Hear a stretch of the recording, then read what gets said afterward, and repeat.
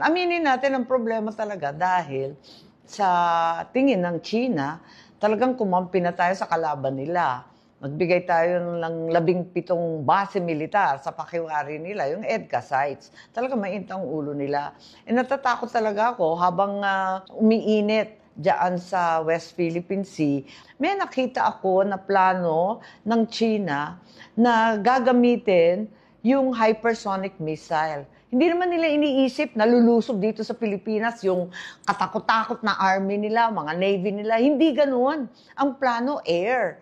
At ang plano yung hypersonic missile at nakatakda na yung 25 na target nila. Kitang-kita na. Ang sabi ng US, hindi daw nila kaya labanan yung hypersonic missile. Mas lalo akong ninervyos kasi akala ko kapag missile, meron yung ibang bansa yung tinatawag na Iron Dome, hindi makapasok yung missile. Kapag hypersonic daw, kayang-kaya pumasok. Ganyan lang kadali. Durog daw.